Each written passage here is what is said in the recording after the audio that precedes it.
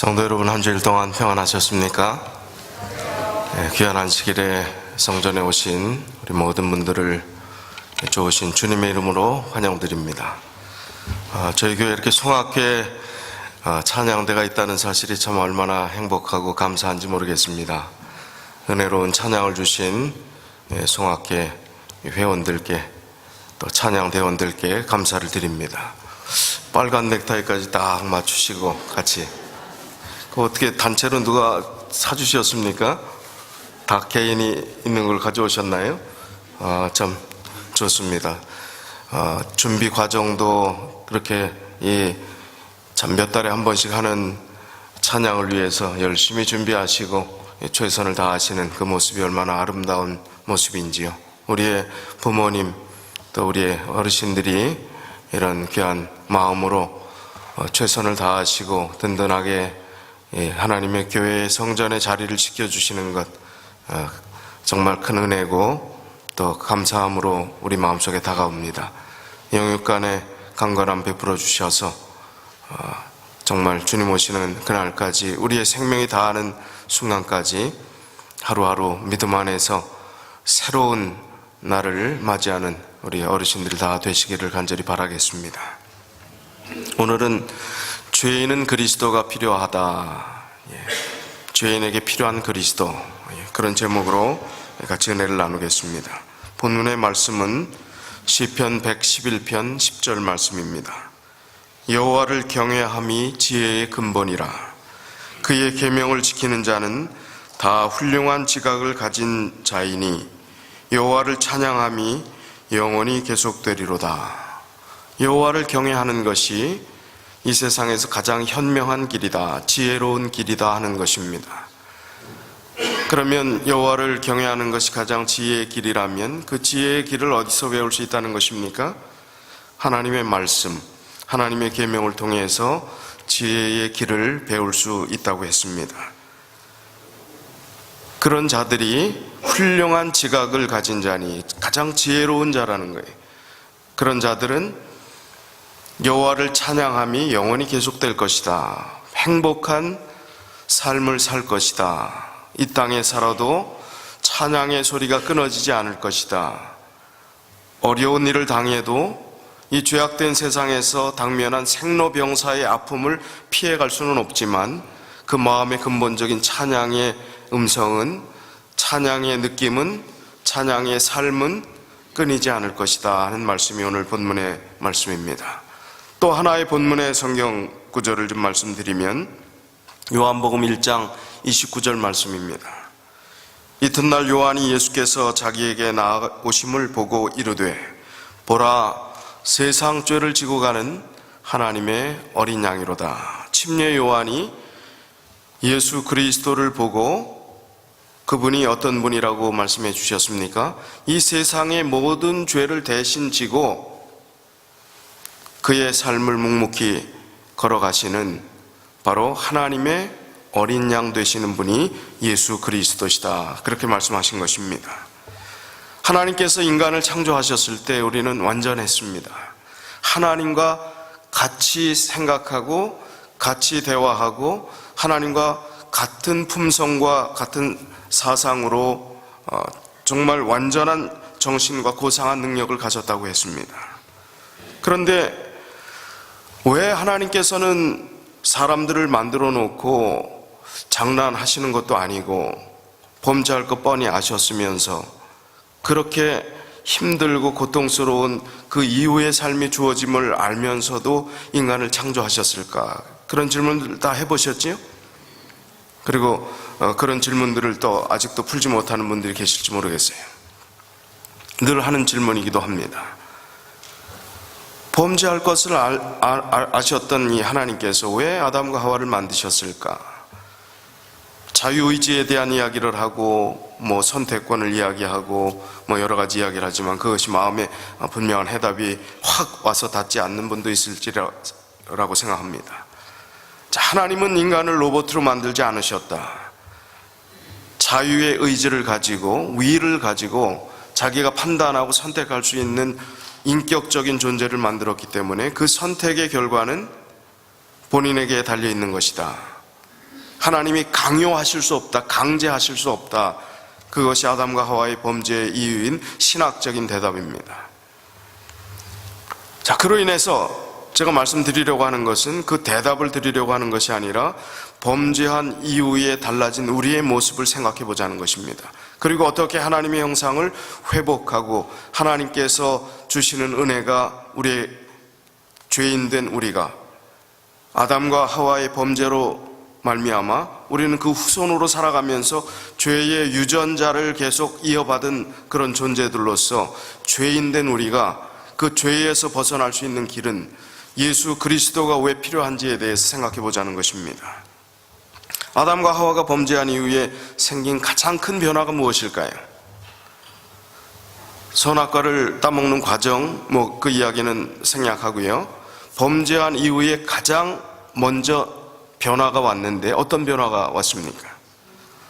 창세기 2장 25절에 보니까 아담과 그의 아내 두 사람이 벌거벗었으나 부끄러워하지 아니하니라. 이건 언제까지요? 이 상태는요? 범죄하기 전까지는 옷에 대한 개념이 하나님의 영광으로 옷을 입었기 때문에 옷에 대한 개념이 없었어요. 수치를 몰랐다는 것입니다. 부끄러움을 알지 못했다는 것입니다. 그런데 3장 7절에 보니까 이에 그들의 눈이 밝아져. 눈이 밝아진다고 누가 얘기를 했어요? 선악과를 따먹으면 너희 눈이 밝아져서 하나님처럼 된다. 누가 했어요? 뱀이 이야기했는데 뱀 속에 사단이 들어가서 사주한 것이죠. 눈이 밝아지긴 밝아졌는데 엉뚱한 쪽으로 밝아졌습니다. 어떻게 해요? 자기들이 벗은 줄을 알고 수치를 느끼게 됐습니다. 수치를 느끼게 되니까 가리우는 행위가 시작됩니다. 자기 스스로 어떻게 옷을 만들어 입었어요? 무화과 나무 잎을 엮어 치마로 삼았더라. 자, 여기서부터 범죄한 이후에 인간에게 온 가리움의 역사가 시작되는 것입니다. 다시 말하면 위선의 삶이 시작된 것입니다. 다시 말하면 이중의 삶이 시작된 것입니다. 사람이 정말 말하는 만큼 살고 사는 만큼 말하고 쉽습니까? 어렵지요. 우리 안에는 항상 이중성이 있어요.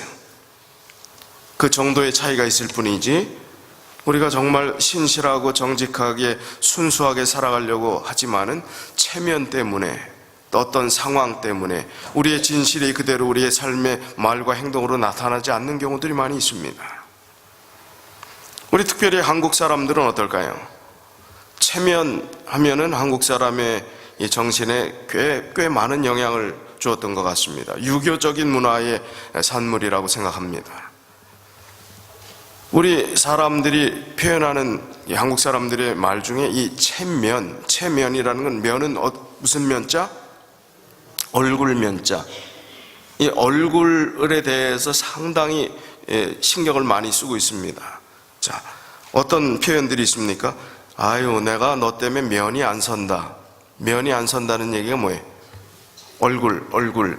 체면이 얼굴을, 그 다음에 또 뭐라 그래요? 야, 너 때문에 내가 차마 얼굴을 들 수 없다. 그것도 뭐에 대한 거예요? 체면. 야, 너는 왜 낯짝이 그렇게 두껍냐? 낯짝은 뭐예요? 얼굴이 왜 이렇게 두껍냐고. 그 모든 표현이 이 면에 대한 체면에 관련된 그 체면이라고 하는 것은 본질보다는 속에 있지 않은 또 다른 가리움에 대한 표현이기도 합니다. 양반은 얼어 죽어도 곁불은 안 쬐는다. 그게 뭐예요? 양반이 얼어 죽어도 곁불이 뭐예요? 남이 펴놓은 그 불에는 안 가겠다는 거예요.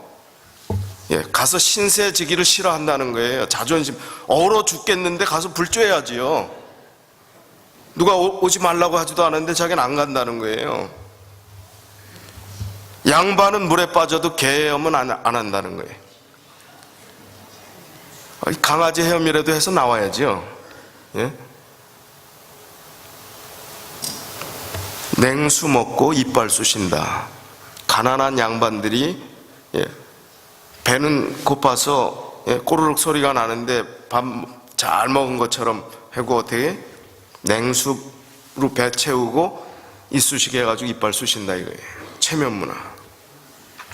입은 거지는 얻어먹어도 못 입은 거지는 못 얻어먹는다. 겉모습을 보고 평가하는 세상이 되었습니다. 그런 사회가 되었습니다. 체면이 앞서는 그런 생활 습관들이 우리의 삶의 사회 구조가 되었습니다. 그런 삶 속에서 범죄한 이후에 가리움의 삶이 시작되었던 그런 삶 속에서 오늘 우리가 진실하게 산다는 것, 정직하게 산다는 것은, 그리고 바르게 산다는 것은, 솔직하게 산다는 것은 어떤 면에서 이 사회의 구조 속에서 살아가면서 거의 불가능한 것인지 모르겠어요. 야, 너 그렇게 바보같이 살다가는 너 어떻게 되려고 그래? 그 바보같이 사는 게 뭐예요? 정직하게 사는 것을 바보같이 사는 거라고 이야기를 합니다. 그러다가 너 이 세상에서 완전히 쫄딱 망해. 큰일 나. 아니, 정상적이고 정직하고 성실하고 열심히 바르게 법대로 살려고 하는데 그것이 잘못됐다고 이야기하는 세상이 정상입니까? 그게 비정상이죠. 옛날 어르신들이 좀 아시는 노래일지 모르겠어요. 한복남 씨가 지은 그 노래 빈대떡 신사라고 아세요? 우리 박복남, 한복남, 박복남 뭐 성함이 같으시니까 우리 어머님 그 노래 아시죠? 빈대떡 신사. 가사 외우세요? 노래 한번 나와서 하시겠어요? 양복 입은 신사가 요리집 문 밖에서 매를 맞는데 왜 맞을까? 왜 맞을까? 원인은 한 가지. 돈이 없어. 들어갈 땐 폼을 내어 들어가더니 나올 적엔 돈이 없어 쩔쩔매다가 뒷문으로 도망가다 붙잡히어서 매를 맞누나 매를 맞누나 으하하하 우습다 이히히히 우습다 하하하하 우습다 호호호호 우습다 으하하하 하하하하 우습다. 웃는 표현을 왜 이렇게 했는지요? 돈 없으면 대포집에서 빈대떡이나 부쳐 먹지. 한 푼 없는 건달이 요리집이 뭐냐? 기생집이 뭐냐? 뭐 멜로디가 흥얼흥얼 거리시고 설교 끝나면 이 노래만 맴돌지 않으면 좋겠어요. 저는 이 가사 속에서 우리 민족 깊숙이 뼛속까지 스며들어 있는 이 체면 문화, 양반 문화의 그 절절한 우리의 유전자처럼 되어버린 그 모습을 좀 생각합니다. 그런데 이 모습이 얼마나 우스운가. 저는 이 웃음의 표현을 보면서 으하하하 우습다, 이히히 우습다, 하하하 우습다, 호호 우습다, 으하하 우습다, 하하 우습다. 진짜 우스운 것입니다. 여기 유행가 가사에서 그 웃음의 표현을 그렇게 했지만 정말 우스운 모습입니다. 하나님 보실 때 얼마나 우스운 모습일까. 아담과 하와가 하나님을 피해 숨었습니다. 하나님께서 뭐라고 하셨어요? 내가 어디 있느냐 물으셨어요. 자, 하나님이 어디 숨었는지 몰라서 물으셨을까요? 그 장소를 물으신 것입니까? 내가 있어야 할 믿음의 자리, 신앙의 자리, 인격의 자리, 하나님과 함께 했던 그 정말 가까이 했던 그 사랑의 그 포지션에서 네가 지금 어디 있느냐 하는 것입니다. 오늘 하나님께서 우리에게 묻습니다. 내가 어디 있느냐? 재림 성도로서, 정말 하나님의 복음을 가진 자로서, 크리스찬으로서 이 세상 살아가는 너의 자리는 어디냐고 우리에게 물으시는 것입니다. 가리우고 살아가는 삶이 아닌지, 위선적인 삶이 아닌지, 정말 하나님 앞에서 바른 그런 삶의 양심을 가지고 살아야 되는데 우리가 그렇게 살지 못하는 모습이 우리의 모습이 아닌가. 저는 한 표를 보면서 그 표가 마음속에 계속 좀 맴돌고 있어요. 그리스도인은 그리스도를 생각나게 하는 사람이다. 뭐라고요? 그리스도인은 그리스도를 생각나게 하는 사람이다. 자, 이 말씀과 오늘 지금 이 가리움의 삶, 하나님께서 우리를 완전하게 만드셨지만 범죄한 이후로 인간이 최초의 아담과 하와가 수치를 느끼고 스스로 그 수치를 가리우고자 했던 그 삶의 모습을 통해서 뭐 느껴지는 게 있으십니까? 연관성이 있습니까? 그리스도인이란 그리스도를 생각나게 하는 사람이다. 위선적인 모습을 가지고 살아가는 삶은 그리스도인이라고 할 때 그리스도가 생각날까요? 그 사람의 모습을 통해서? 그렇지 않을 것입니다. 내가 어디 있느냐라고 물으셨을 때 숨어도 소용없는 것을 숨는 인생이 인간의 타락한 모습인 것입니다. 숨어도 소용없는데 숨어요. 옛날 시골에서 꽁 잡아보신 분 계세요? 저는 도시에서만 살아서 얘기만 들었는데요. 꽁몰이를 해갖고 꽁을 잡고 이제 꽁이 위기에 봉착하면 숨느라고 숨는데 어떻게 숨어요? 머리만 땅에 쳐박고 궁뎅이는 하늘에 들고 자기가 숨었다고 착각을 한다고 그럽니다. 그럼 아주 쉽게 잡는 데죠. 오늘 우리가 하나님 앞에 숨는다고 숨는데 꽁의 모습을 하고 살아가지 않는가 하는 생각을 해봅니다. 숨을 곳도 없는데, 숨어도 소용없는데 숨는 인생이 타락한 인생의 모습인 것입니다. 이제 우리가 하나님과 의미 없는 숨바꼭질을 멈춰야 할 때가 왔습니다. 진실하게 살아야 될 때가 왔다는 것입니다. 바르게 믿음으로 살아가는 것이 무엇인가를 우리가 우리의 삶에 적용하며 하나님의 말씀으로 돌아가는 그런 신앙의 삶을 선택해야 될 때가 왔다는 것입니다. 세상이 악할수록, 세상이 험할수록 오늘 우리의 그 기로에 선 그 선택권을 하나님께서 우리에게 호소하실 때 우리가 바른 선택을 해야 합니다. 왜 우리가 위선적일까? 왜 범죄한 아담과 하와의 마음이 그렇게 되었을까?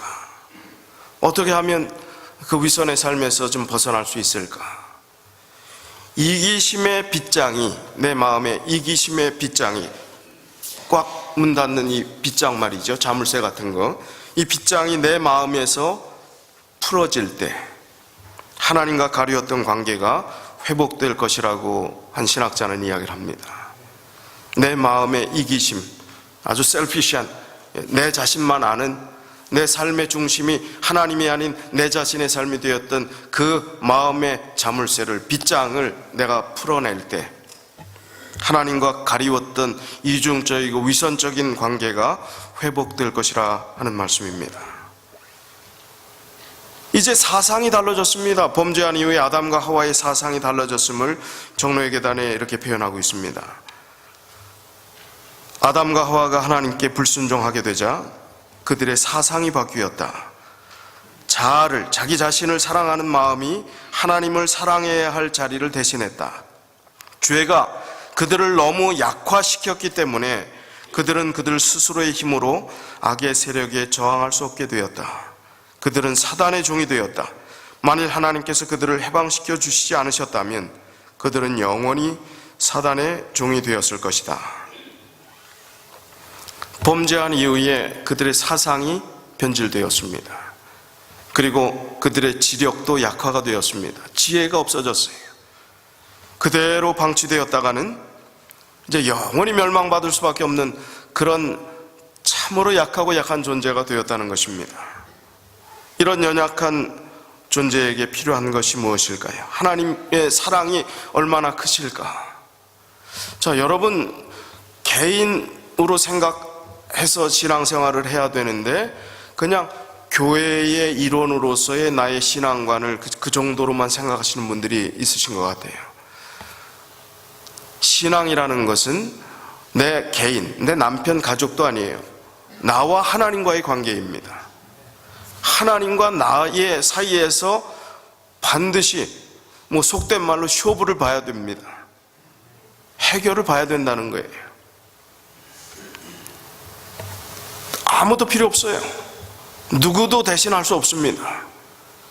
영적인 부분에 조언자가 되고 위안이 되고 또 위로가 될 수 있을지 모르지만은 내가 해결해야 될 문제입니다. 바른 관계, 하나님과의 바른 관계. 이 바른 관계가 맺어지지 않을 때 아담과 하와가 했던 행동들이 우리의 삶에서도 나타날 수 있어요. 숨습니다. 죄의 문제, 그리고 하나님과의 바른 관계를 맺으려고 우리가 시도하고 그 하나님의 뜨거운 사랑을 체험하지 못할 때는 우리의 삶이 숨어요. 은둔합니다. 몸은 와 있지만 마음은 숨습니다. 그리고 여러 가지 관계에 있어서 정말 하나님 앞에서 바른 신앙의 기쁨을 가지고 살아가기보다는 숨어 지내기를 더 좋아하는 그 모습이 타락한 인간의 본성과 같은 모습임을 여기 종로의 계단은 계속 이야기를 하고 있습니다. 그러나 죄를 범하게 되자 그들은 성화의 과정에서 어떤 행복도 찾지 못했다.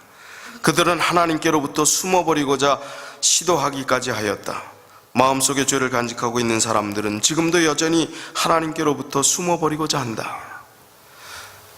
자, 우리가 분명히 알아야 될 것은 하나님은 우리를 끝까지 버리지 않으신다는 사실입니다. 우리가 포기하는 거예요. 우리가 그 죄를 해결하지 않는 것입니다. 하나님은 끝까지 포기하지 않는다고 하셨는데, 끝까지 사랑해 주신다고 하셨는데, 아무리 험악한 죄를 지어도 돌아오기를 기다리시는데 우리가 포기하는 겁니다. 우리가 해결하지 않는 거. 아니, 하나님 앞에서도 가리움은 어떻게 해요? 하나님 앞에서도 내가 아직 풀어내지 않으면 어떡합니까? 하나님 다 가지고 오라고 했는데 그것도 안 가져가면 어떡합니까? 아무리 험악한 죄라 할지라도 그것을 왜 담고 가지고 살아가느냐 하는 것이지요. 이제 하나님께 가지고 나가십시다. 하나님께서 해결해 주신다고 하셨어요. 왜 숨습니까? 왜 은둔합니까? 피해가지 말자는 것입니다. 하나님 앞에서 해결하고 하나님께서 주시는 은혜와 기쁨을 가지고 살아갈 때, 오늘 죄인 된 나의 가장 중요한 필요가 이 가리움의 문제, 은둔의 문제, 희망 없는 문제, 재미없는 문제, 신앙의 기쁨이 없는 문제를 해결해 줄 수 있는 예수 그리스도, 그분 앞에 나아갔을 때 거듭남의 의미가 무엇인지, 성령 안에서 살아가는 기쁨이 무엇인지, 행복이 무엇인지를 알려주실 수 있는 그 비결을 우리가 깨닫게 될 것입니다. 죄인에게 필요한 예수 그리스도, 그분을 우리가 경험해야 합니다. 하늘나라가 하나님이 막으시는 것이 아니라고 여기 종로의 계단에 이야기를 합니다. 자, 하나님께서는 죄인들을 하늘에서 제외하지 않으신다. 그들이 거기에 살기에 적합하지 않기 때문에 스스로 제외된다. 이 얘기 뭡니까? 하나님 우리를 사랑하시는 그 사랑은 끝까지 포기하지 않는 사랑입니다. 그러나 누가 포기하는 거예요? 내가 포기하는 것입니다. 하늘이 나에게는 너무나 재미없는 곳이기 때문에 내가 포기하는 것입니다. 그게 영원한 생명이고 또 영원한 구원의 기쁨이고 또 이 세상에 살아가는 삶은 너무나 짧은 인생인 것을 우리가 피부로 느끼지 못하고 가슴으로 그 신앙의 은혜가, 기쁨이 와닿지 않기 때문에, 그 진실이 느껴지지 않기 때문에 우리가 그렇게 사는 거예요. 여러분, 우리가 신앙생활 하면서 우리 자녀들, 청소년들 신앙 안에 있으면 좋겠는데 많이 떠난 것을 보고 참 가슴 아파하시잖아요. 여기 영어권에 우리 청소년들 또 영어들이 많이 있는데 교회에 이렇게 나오는 거 참 어떻게 느껴지십니까? 그냥 뭐 놀러 갈 거 놀러 가고 열심히 안 하는 것 같고, 좀 여러분 보실 때 신앙이 좀 건성으로 이렇게 건들건들 하는 것 같이 보일지는 모르겠어요. 교회 안에 한 달에 한 번을 나오든 한 달에 두 번을 나오든 매주 또 나오는 그분들, 이 청소년들 보면 어때요? 기특합니까? 감사합니까? 대단한 겁니다. 이렇게 재미없는 보링한 성경 프로그램을 가지고 그들이 깨달음이 없다면 어떻게 나올 수 있겠어요? 지금 이 예배 드리는 방식은 18세기 방식 그대로입니다. 찬양, 찬미 그런 것이 조금씩 바뀌었을지는 모르지만 기본 골자는 같아요. 18세기 방식을 가지고 그대로 예배를 드리는데 여러분 여기 계신다니 기적 아닙니까? 하나님이 살아계시지 않는다면, 그 하나님께서 우리 마음에 깨달음을 주시고 살아 움직이시고 우리의 삶에 관여하시고 그 사랑의 의미가 무엇인지 요만큼이라도 여러분 느끼지 않으신다면, 겨자씨만한 믿음이라도 여러분이 없으시다면 이 자리에 있을 수 없어요. 그렇다면 여러분이 이 자리에 있는 것은 기적입니까? 하나님의 은혜입니까? 우리가 잘난 것은 하나도 없는데 그 겨자씨만한 작은 믿음 보시고 우리를 이 자리에 앉게 하시고 그 신앙의 끈을 놓지 않게 하시고 그것을 붙잡고 가게 하신 하나님의 사랑이 얼마나 큰지요. 감사의 감사일 뿐입니다. 하나님의 은혜의 은혜일 뿐입니다. 하늘은 이타적인 사랑이 지배하는 것입니다. 거기에는 모든 사람이 하나님을 사랑할 것이기 때문입니다.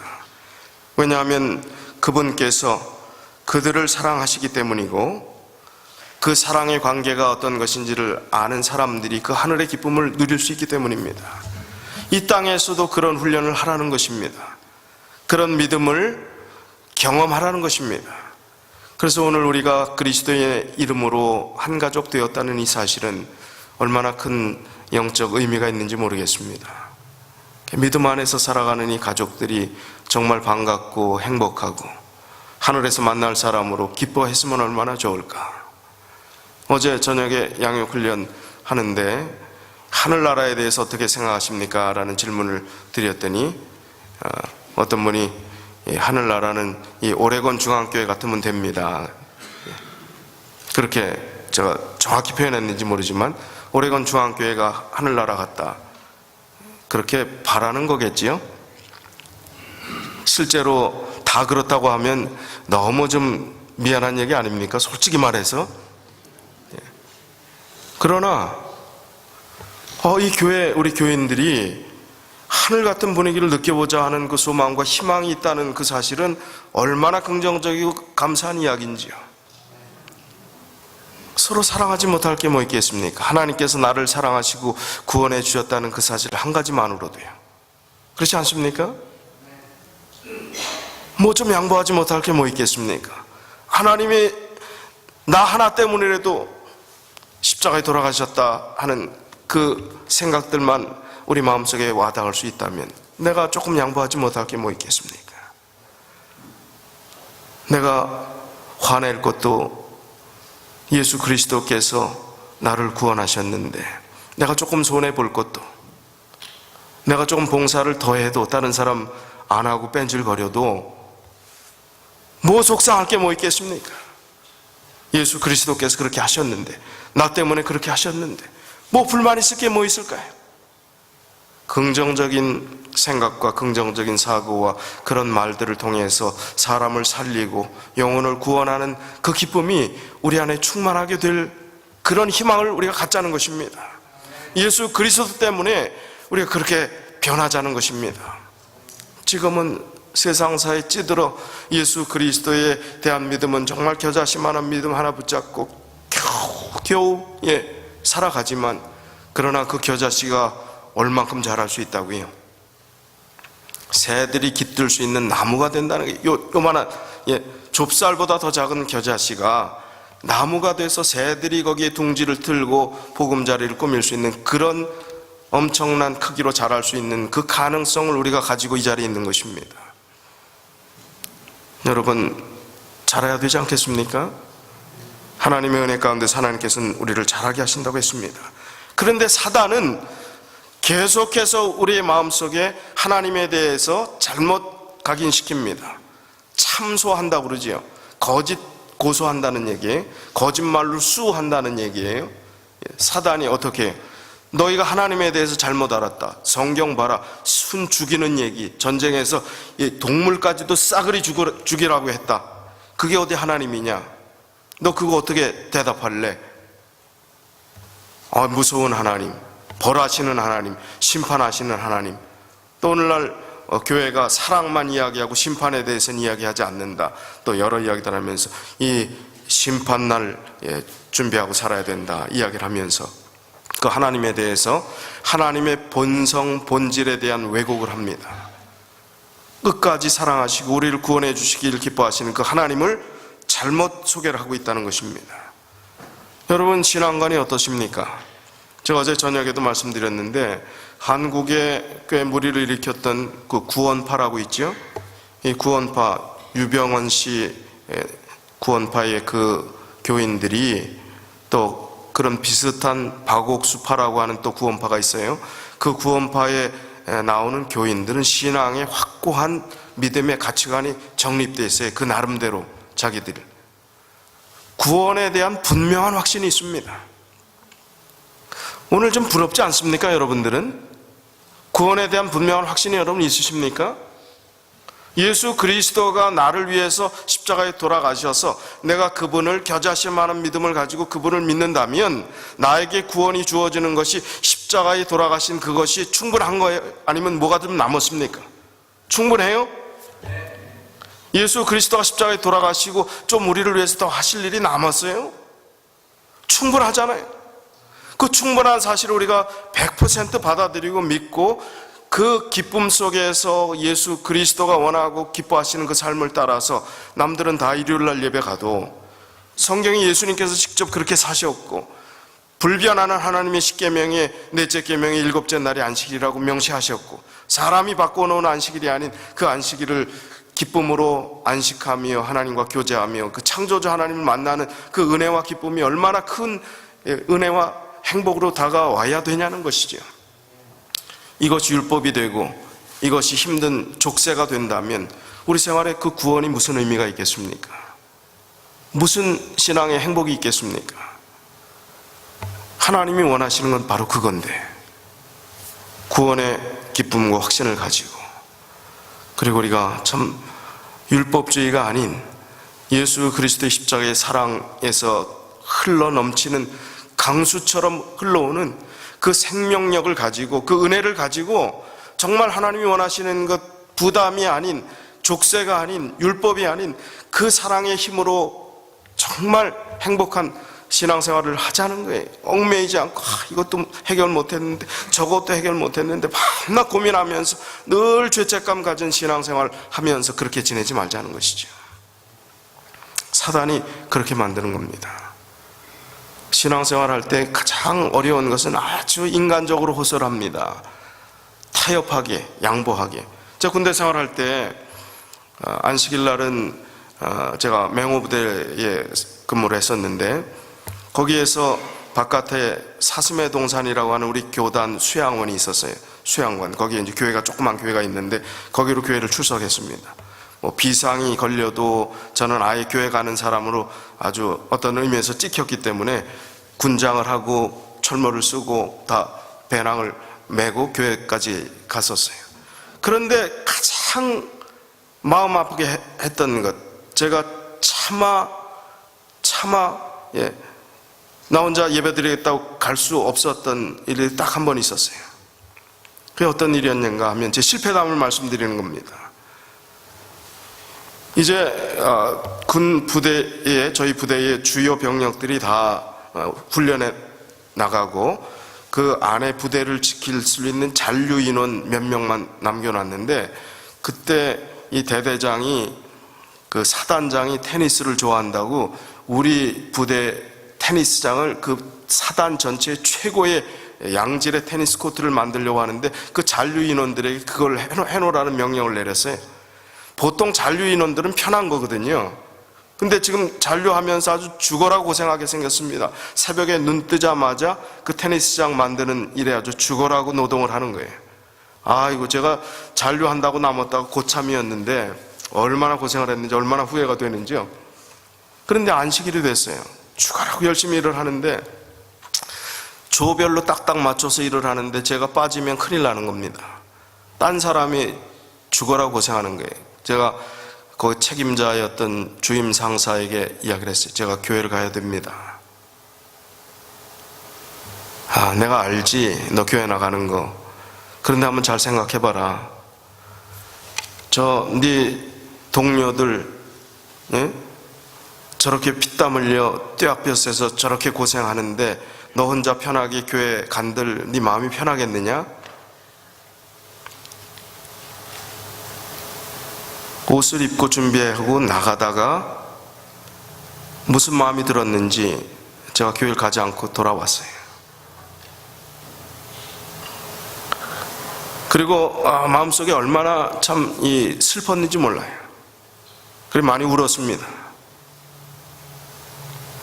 그리고 혼자 조용히 시간을 갖고 그 동료들의 아픔을 생각하고 또 하나님의 안식일을 생각하면서 참 이 혼란스러운 시간들을 보냈던 기억이 납니다. 사단은 그렇게 애매하게 만드는 거예요. 그렇게 인간의 눈물에 호소합니다. 상황에 호소합니다. 그리고 하나님께서 주시는 정말 더 중요한 그 가치를 인본주의와 인간적인 모든 측면에서 우리가 참 어쩔 수 없는 상황들을 만들기 때문에 우리가 거기에 참 약해지는 것입니다. 우리의 속절없는 노력으로 그것이 가능할까요? 가능하지 않습니다. 벗어나기 어렵습니다. 하나님 말씀을 지키고 살아가는 것, 여러분 지금 신앙생활 하는데 안식일 거침없이 은퇴하셨고 아니면 5일제 근무를 잘 하시고 직업 선택을 여러분이 저촉되지 않는 걸 선택해서 이 자리에 오신 거에 대해서 신앙에 여러분들이 조금 더 우위에 있으십니까? 아니잖아요. 그것이 우리의 신앙의 어떤 표준과 잣대가 아니지 않습니까? 우리의 속절없는 노력으로는 안 되는 것입니다. 인간 본성으로 자력 구원이, 우리 스스로의 힘으로 구원이 가능하다고요? 기독교는 그렇게 이야기하지 않습니다. 우리 스스로 안 된다는 것입니다. 쇼펜하우어는 인간의 타락한 본성에 대해서 이렇게 이야기를 했습니다. 만물은 자기를 위해 있으며 자신을 위해 모든 것을 소유하고 지배하기를 원하며 자기에게 대적하는 것을 멸망시키려고 한다. 이건 뭐냐면 인간의 본능을, 이기심을 가진 본능을 잘 표현한 말이에요. 만물은 자기를 위해 있으며 자신을 위해 모든 것을 소유하고 지배하기를 원하며 자기에 대적하는 것을 멸망시키기 원한다. 이기심의 마음입니다. 이 이기심의 마음들이 해결될 때, 풀어질 때 예수 그리스도의 십자가의 은혜로 예수 그리스도만이 우리를 구원해 줄 구원자이심을 깨닫고 내 자신을 내려놓고 풀어낼 때, 이기심의 빗장을 내려놓을 때 그때 해결되는 것입니다. 그래서 오직 해답은 요한복음 1장 29절에 세상 죄를 지고 가는 하나님의 어린 양이로다. 거기에만 해답이 있음을 이야기하는 것입니다. 그것이 바로 거듭남이고 그것이 바로 새로 시작하는 믿음의 인생길이 될 것입니다. 하늘에서 우리 한 사람을 위해서 총력을 기울여서 그 한 사람이 하늘까지 당도하는 순례길에서 승리하도록 하늘의 모든 관심이 집중되어 있다는 사실을 우리가 분명하게 기억하셔야 합니다. 그것을 우리가 놓지 않게 될 때, 그 사실을 깨닫게 될 때, 하나님, 하늘의 삼위일체 되시는 그 하나님과 천사들과 우주의 거민들이 오늘 우리 한 사람의 하늘까지 당도하는 그 믿음의 여정을 응원하고 지원하고 계획하고 전략회의를 하고 선악간의 싸움 가운데서 승리하도록 하나님께서 지금 그 일을 하고 계신다는 사실을 우리가 기억한다면 우리의 신앙의 자세가 달라져야 할 것이고 달라질 것입니다. 그런 하나님의 사랑, 죄인을 사랑하시는 예수 그리스도, 끝까지 포기하지 않는 예수 그리스도, 죄인됨을 깨달은 속절없는 우리 죄인이 꼭 필요한 예수 그리스도, 해답, 세상 죄를 지고 가는 예수 그리스도, 그분만이 해답이심을 깨닫고 우리가 다시 한번 시작해 보십시다. 주님께서 힘을 주실 것입니다. 사랑의 은혜를, 율법을 뛰어넘는 사랑의 완성인 그 율법의 요구를 넉넉히 이루는 그런 믿음의 벅찬 신앙의 감격이 우리의 삶이 되시길 바라면서 오늘 말씀을 줄이겠습니다.